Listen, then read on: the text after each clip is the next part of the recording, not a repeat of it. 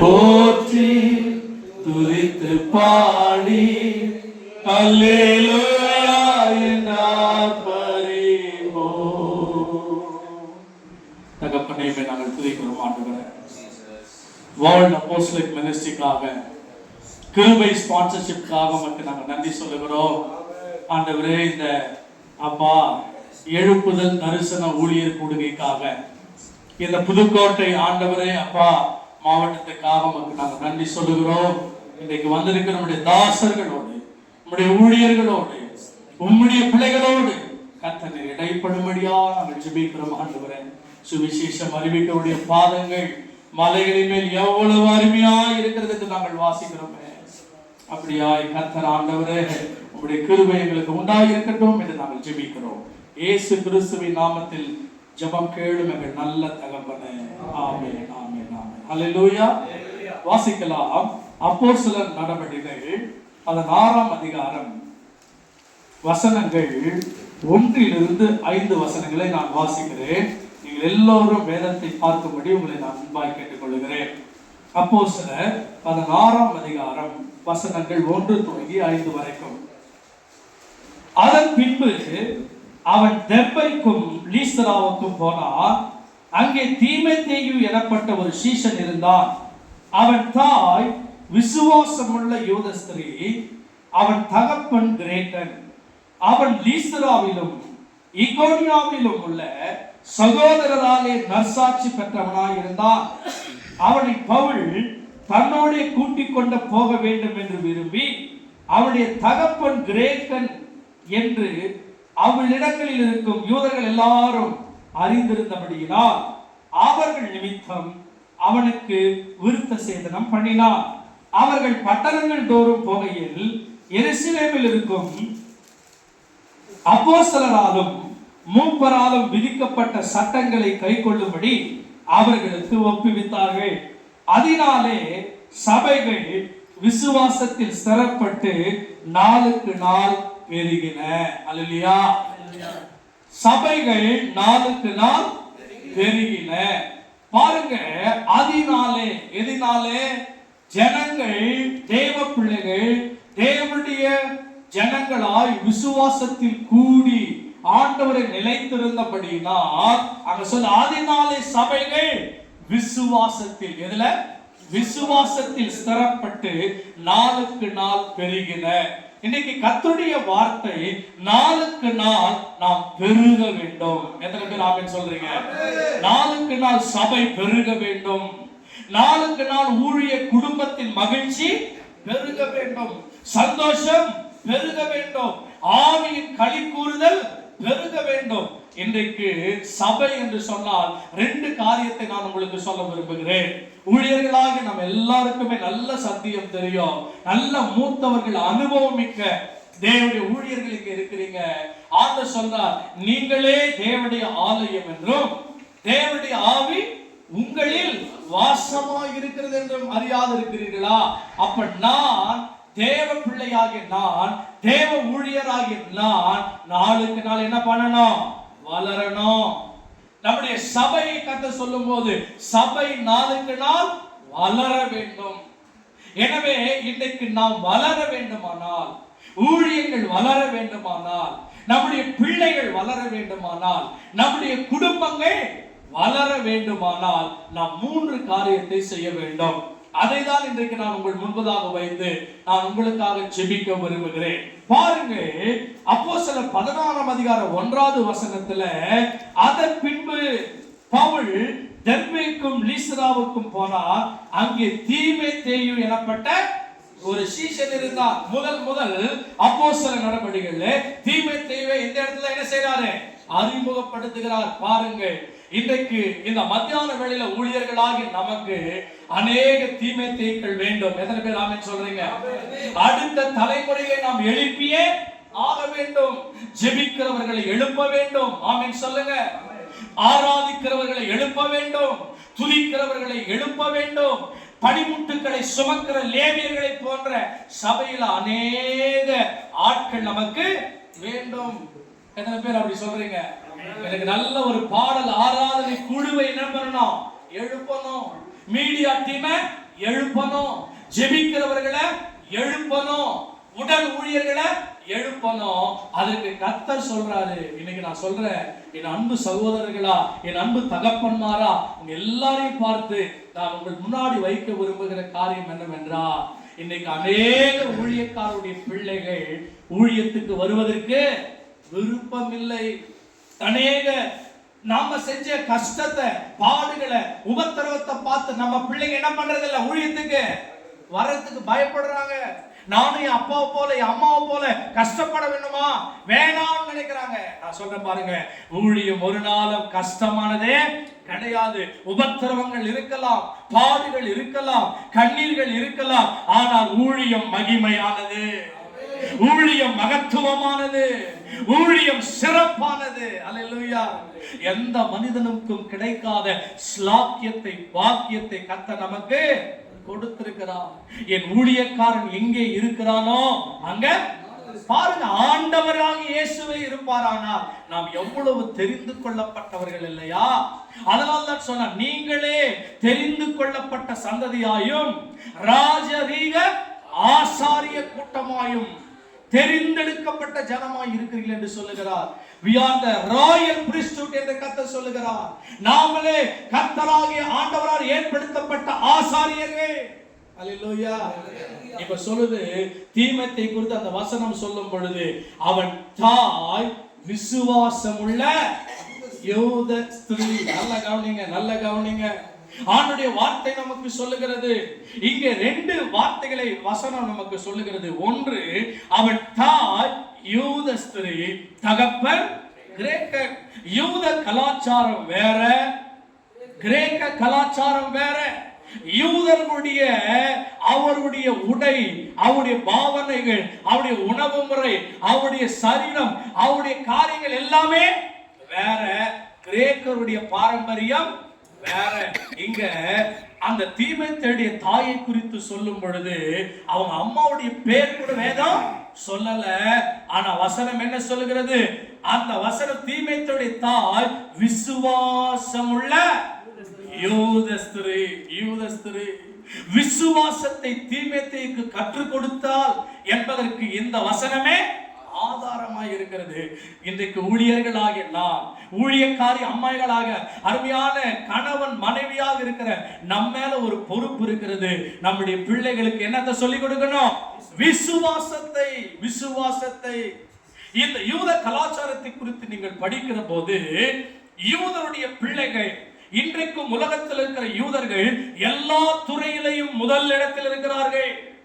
எப்படி அப்படிப்பட்ட ஒரு ஞானம், எப்படி அப்படிப்பட்ட ஒரு அனந்த கிருபை, எப்படி அப்படிப்பட்ட ஒரு திறமையும் தாளந்தும் அவர்களுக்கு இருக்கிறது என்று சொன்னால், அந்த பிள்ளைகள் 12 வயசுக்குள்ள, எத்தனை வயசுக்குள்ள? 12 வயசுக்குள்ள ஆதியாகமம், யாத்திராகமம், லேவியராகமம், என்னாகமம், உபாகமம் அடங்கிய தோராவை அவர்கள் முழுவதுமா 12 வயசுக்குள்ளே மனப்பாடம் பண்ணுவாங்க. பைபிளே இல்லனாலும் அந்த பிள்ளைங்க கிட்ட ஒரு ஒயிட் பேப்பரை கொடுத்தா ஒரு ஃபுல் ஸ்டாப் கமா விடாம அந்த பிள்ளைங்க முழு வேதாகமத்தை எழுதுவாங்க. அந்த அளவுக்கு யூத பிள்ளைகளுக்கு கர்த்தருடைய வார்த்தையின் முக்கியத்துவத்தை கொடுத்து, அந்த வேத வசனத்தை கொடுத்து, கடவுளுடைய வார்த்தைக்கு பயப்படும்படியாய் 12 வயசுக்குள்ளவே என்ன பண்ணுவாங்க? அப்படி வளர்ப்பாங்க, வளர்ப்பாங்க. இன்றைக்கு வேதம் நமக்கு சொல்லிக் கொடுக்கிறது, இயேசு 12 வயது நிறைந்தவராய் வேத பாரங்களோடு பரிசேயர்களோடு பேசுகிற அளவுக்கு ஞானம் இருந்தது. நம்முடைய பிள்ளைகள் 12 வயசுக்குள்ளாகவே கர்த்தரோடு இணைக்கப்பட வேண்டும், வசனத்தோடு இணைக்கப்பட வேண்டும், வார்த்தையோடு இணைக்கப்பட வேண்டும். தகப்பன்மாராகிய நமக்கு, இன்றைக்கு ஊழியக்காரர்களாகிய நமக்கு, ஊழியக்கார தாயாகிய நமக்கு ஒரு பொறுப்பு இருக்கிறது. நம்முடைய பிள்ளைகள் எப்படி வளர்க்கணும்? விசுவாசத்தில் வளர்க்கணும். பவுல் ஒரு அழகா ஸ்டேட்மெண்ட் சொன்னாரு. ஒரு சரித்திரம் சொல்லுகிறது, 27 ஆண்டு பவுல் ஊழியம் செய்திருக்கிறார். எத்தனை வருஷம்? 27 வருஷம். அதுல 12 வருட காலங்கள் புது புது சபைகளை, ஆங்காங்கே போய் சபைகளை ஸ்தாபிக்கிறார். என்ன செய்றாரு? சபைகளை ஸ்தாபிக்கிறார். ஸ்தாபிப்பதற்கென்று ஒரு குறிப்பிட்ட காலத்தை பவுல் வைத்துக் கொண்டார். இந்த ஸ்தாபிக்கப்பட்ட சபைகள் உருவாக்குறது இல்ல, அதை கட்டி காப்பாத்துறதா ரொம்ப முக்கியம். எத்தனை பேர் ஆமென் சொல்றீங்க? கவனிங்க, இப்ப ஆரம்பித்த சபையை 3 வகையிலே பவுல் பாதுகாக்கிறார். ஒன்று, அப்போஸ்தலனாகிய பவுல் தானாகவே போய் என்ன செய்கிறார்? அந்த ஜனங்களை சந்தித்து ஸ்திரப்படுத்துகிறார்.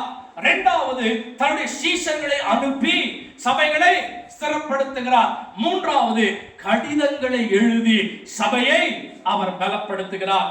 இப்படி செய்து தனது 27 ஆண்டு ஊழியத்தில் பவுல் சொல்லுகிறார், தீமோத்தேயு என்கின்ற ஒரு மனிதனை நான் உருவாக்குவதற்கு 27 ஆண்டுகளானது. என் மனதை போல் இருக்கிற இவனையே அல்லாமல், என்ன சொல்ற ஸ்டேட்மெண்ட்? எவ்வளோ பெண் சிஷ்யர்களை எழுப்பினார், ஆண் சிஷ்யர்களை எழுப்பினார், சபைகளை எழுப்பினார், சபைகளை ஸ்திரப்படுத்தினார், ஸ்தாபித்தார். அவர் சொல்றாரு, தீமோத்தேயு போல என் மனசை பிரதிபலிக்கிற ஒருவனும் இல்லை. காரணம் என்ன தெரியுமா? அவன் வளர்ப்பே விசுவாசத்தின் வளர்ப்பு. அவன் வளர்ப்பே வசனத்தோடு வளர்ந்திருக்கிறான். இன்றைக்கு உங்கள் பிள்ளைகள் மாத்திரமல்ல, உங்களால் ரட்சிக்கப்பட்ட பிள்ளைகள் உங்கள் பிள்ளைகளே. எத்தனை பேர் ஆமென் சொல்றீங்க? நீங்கள் எல்லாரும் ஆவிக்குரிய தகப்பன்மார். உங்களுக்கு அநேக உபாத்தியார்கள் இருக்கிறார்கள், ஆனால் தகப்பன்மாரோ இல்லையே. என்ற தகப்பன்மார் இல்லையே. இன்றைக்கு ஊழியர்களாகிய உங்களை தகப்பனாய் பார்க்கிற விசுவாச பிள்ளைகளுக்கு நீங்களும் நானும் தகப்பனாய் மாற வேண்டும். நான் வளர வேண்டுமானால், என் சபை வளர வேண்டுமானால் விசுவாசத்தில் ஸ்திரப்பட வேண்டும். 3 வார்த்தை சொல்லி நான் ஜெபித்து முடிக்க விரும்புகிறேன். ஒன்று, விசுவாசத்தில் ஸ்திரப்படுங்கள். நமக்கே நிறைய நேரத்தில் என்ன ஆயிடுது? ஊழியர்களாகி நமக்கு போப்பா, எவ்வளவுதான் முயற்சி எடுத்தாலும், எவ்வளவுதான் பிரயாசம் பண்ணாலும், எவ்வளவுதான் உபவாசம் பண்ணாலும், எவ்வளவுதான் அழுது ஜெபம் பண்ணாலும், நான் நினைச்சதே நடக்க மாட்டேன்றதேன்னு சோர்ந்து போகிறோம். ஊழியர்களாகி நாமும் மனிதர்கள் தான். நாமும் இந்த உலகத்தின் பாடுகளை அனுபவிக்கும்படியாய் கர்த்தராகிய இயேசு சொன்னார், நீங்கள் அனுபவிக்கிற சோதனையே அல்லாமல் வேற சோதனை உங்களுக்கு கொடுக்கலப்பா. உன்னால தாங்க முடியும், சகிக்க முடியும், ஏற்றுக்கொள்ள முடியும். எனக்காக நீ எந்த நிலைமையில நிற்பார் என்று நம்பி உன்னை அழைத்திருக்கிற தேவனுக்கு, அவரை சார்ந்து வாழ்வதற்கு, அவரை கொண்டு அநேகரை விடுவிப்பதற்கு எனக்கு விசுவாசத்தில் ஸ்திரப்பட வேண்டும் என்று கர்த்தர் சொல்றார். எத்தனை பேர் சொல்றீங்க விசுவாசம் வெவ்வேறா கர்த்தர் கொடுத்திருக்கிறாரு, அல்லது எல்லாருக்கும் விசுவாசம் ஒரே அளவு கொடுத்திருக்கிறாரு? எத்தனை பேர் சொல்றீங்க? யோசிச்சு பாருங்க. எத்தனை பேர் எல்லாருக்கும் வெவ்வேற விசுவாசம் வேற வேற கொடுத்திருக்கிறாரு பிரதர் அப்படின்னு சொல்றவங்க யாருமே இல்லையா? எல்லாருக்கும் ஒரே அளவு விசுவாசம் கொடுத்திருக்கிறான்னு சொல்றவங்க எதுக்கும் ஆளே இல்லை. பாருங்க, நமக்கு விசுவாசமே இப்ப என்ன ஆகுது? கேள்விக்குறியா இருக்குது. ஊழியர்களுக்கே நமக்கே இந்த நிலைமைனா விசுவாசியோட நிலைமை என்ன? யோசிச்சு பாருங்க அப்படின்னு நீங்க சொல்றீங்க. ஆனா ஆண்டுடைய வசனம் சொல்லுகிறது, அவர் பட்சபாதம் உள்ளவர் அல்ல. விசுவாசத்தை கர்த்தர் எல்லாருக்கும் ஒரே அளவு தான் கொடுத்திருக்கிறார். அப்ப எப்படி பிரதர்? ஒருத்தர் ஜெபம் பண்ணா உடனே கிடைக்குது, இன்னொருத்தர் ஜெபம் பண்ணா வருஷ கணக்கு ஆகுது. பெரிய ஊழியக்காரங்களுக்கு பெரிய விசுவாசம், சின்ன ஊழியக்காரங்களுக்கு சின்ன விசுவாசம். ஆண்டுடைய பார்வையில பெருசு சிறுசு கிடையாது. அவர் அவருடைய கிரியைகளுக்கு தக்கபடி, விசுவாசத்துக்கு தக்கபடி, செயல்பாடுக்கு தக்கபடி கர்த்தர் பதிலளிக்கிறவராய் இருக்கிறார். நீ விசுவாசமா எவ்வளவு ஜெபிக்கிறாயோ, விசுவாசத்தை அளந்து பார்ப்பேன் என்று வெளிப்படுத்தி விசேஷத்துல சொல்றாரு. இன்னைக்கு பாருங்க, ரோமன் 4ஆம் அதிகாரம் 21ஆம் வசனத்துல தேவன் வாக்குத்தத்தம் பண்ணினதை நிறைவேற்ற வல்லவராய் இருக்கிறார் என்று முழு நிச்சயமாய் நம்பி தேவனை மகிமைப்படுத்தி விசுவாசத்தில், சொல்லுங்க விசுவாசத்தில். விசுவாசத்தை நம்ம எந்த நிலைமையில் இருக்கிறோம்னு யோசித்து பாருங்க. விசுவாசம் இருக்குமே ஆனால் சபை நாளுக்கு நாள் எண்ணிக்கையிலே பெருகும். சபை நாளுக்கு நாள் ஆத்துமாவிலே பெருகும். சபை இப்போது இருக்கிறதை காட்டிலும் 1000 மடங்கு ஆசீர்வாதமாய் இருக்கும். பிரியாசப்படணும். என்ன பண்ண? ஆசைப்படணும். என் வீடை இடிச்சு பெருசா கட்டணும்னு நம்ம ஆசைப்படுறோமே. என் பிள்ளைகளுக்கு 2 BHK 3 BHK நல்ல ஒரு ஏசி போட்ட ரூம் கட்டணும்னு விரும்புறோமே. விசுவாசத்தில் நீ ஒரு அடி கால் எடுத்து வைப்பாயானால் கர்த்தர் உனக்காக கிரியை செய்வார், உங்களுக்காக கிரியை செய்வார். இப்போது இருக்கிற நிலைமை உன்னுடைய நிலைமை அல்ல. நீங்கள் பலுகி பெருகி உங்க எல்லைகள் உங்களுடைய டெரிட்டோரியல் பிளஸிங்கா மாறும்படி தேவன் விரும்புகிறார். அதற்கு நமக்கு தேவை விசுவாசம். ரோமர் 14ஆம் அதிகாரம் 1ஆம் வசனத்துல சொல்றாரு, விசுவாசத்தில் பலவீனம் உள்ளவர்களை. எப்படிப்பா? ஊழியக்காரன் கூட விசுவாசத்துல பலவீனம் ஆகுறாங்கப்பா. உன் சக சகோதரன், உன் பக்கத்து கிராமத்துல ஊழியர் செய்றவன் எப்படி இருக்கிறாங்க, என்ன செய்யறாங்க, அவங்க குடும்பம் எப்படி இருக்குது, அவங்க பிள்ளைங்க எப்படி இருக்குதுன்னு விசாரிப்பதற்கு நமக்கு இருதயம் இல்லாமல் இருக்குமானால் எப்படி நான் வளர முடியும்? இயேசு நம்மேலே அக்கறையுடையவராய் இருக்கிறாரு. இயேசு நம்மேலே ஒவ்வொருவர் மேலும் அவர் பாரமுடையவராய் இருக்கிறாரே. பாருங்கள், விசுவாசத்தில் சோர்ந்து போயிருக்கிற பலவீனமாய் இருக்கிற ஊழியர்களை சேர்த்துக் கொள்ளுங்கள். ஆனாலும் அவருடைய மன ஐயங்களை குற்றமாய் நிர்ணயிக்காதிருங்கப்பா, நிர்ணயிக்காம இருங்கன்னு சொல்றாரு. பல வார்த்தைகளை சொல்லுகிறார். விசுவாசத்தில் நாம் ஸ்திரப்பட வேண்டும். இரண்டாவது, அப்போஸ்தலர் 16ஆம் அதிகாரம் 6-7 வசனங்களை நீங்க வாசித்தீங்கன்னா பாருங்க அந்த வார்த்தையை.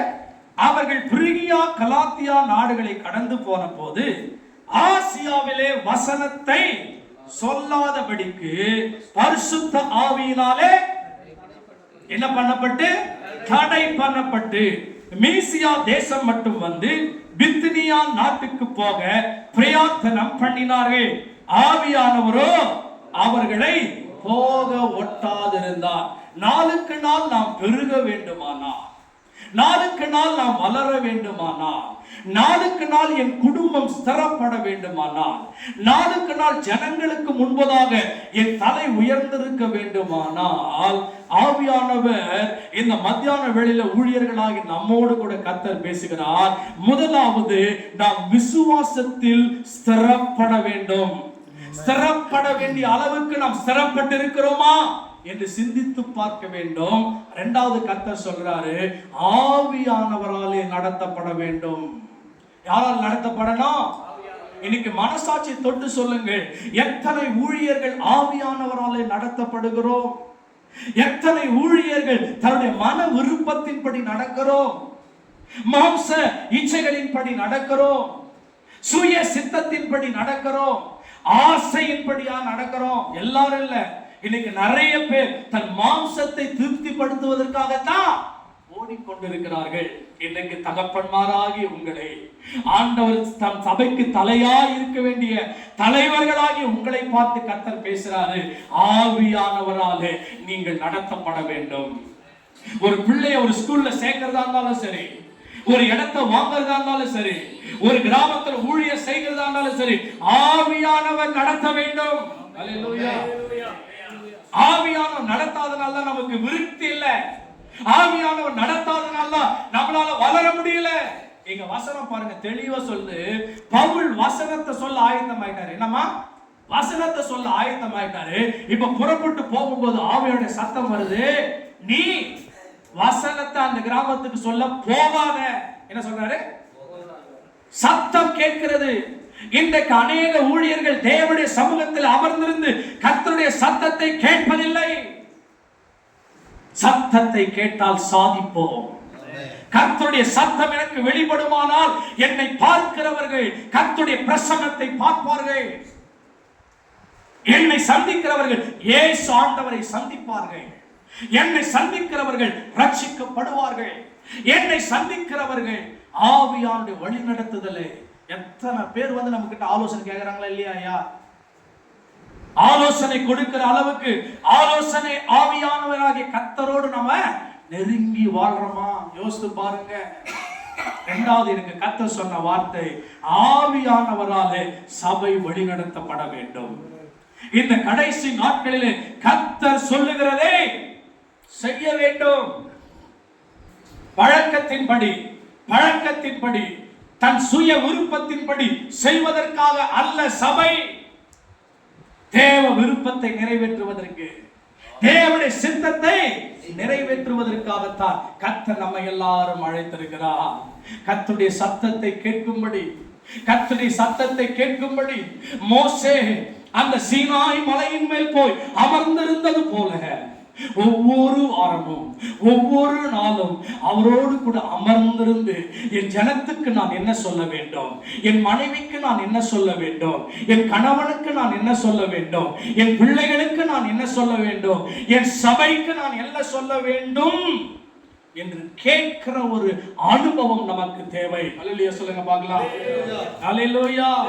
வேதத்திலே யாத்ராகமம் 35ஆம் அதிகாரம் 33வது வசனத்துல பழைய ஏற்பாட்டிலே ஒரு மனிதனை குறித்து வேதம் சொல்லுகிறது. அவன் பேர் பெசலியேல். என்னாயே? பெசலியேல். இந்த பெசலியேலை குறித்து வேதம் என்ன சொல்லுகிறது?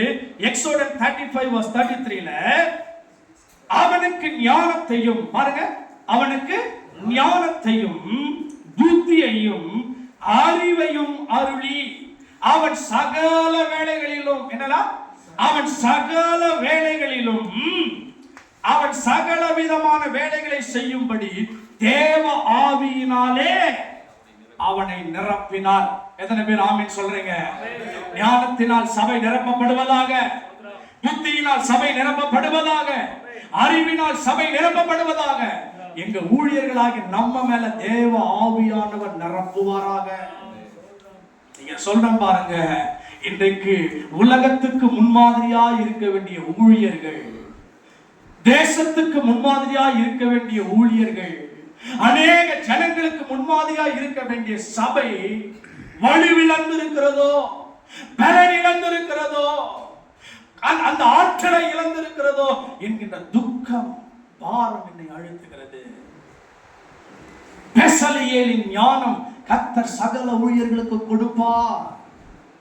அந்த ஞானத்தை தேவனிடத்தில் கேட்டு நாம் பெற்றுக்கொள்ள வேண்டும். பாருங்க, ஆதி சபையில ஒரு பிரச்சனை வந்து விட்டது. என்ன வந்துச்சு? எப்படியாவது சபையில நாங்க ஜெபிக்கிற ஊழியத்தையும் பிரசங்கிக்கிற ஊழியத்தை தான் என்ன பண்ணுவோம், செய்வோம். நீங்களோ என்ன செய்யுங்க, உங்களிலே 7 பேரை தெரிந்து கொள்ளுங்க, அவர்களை இந்த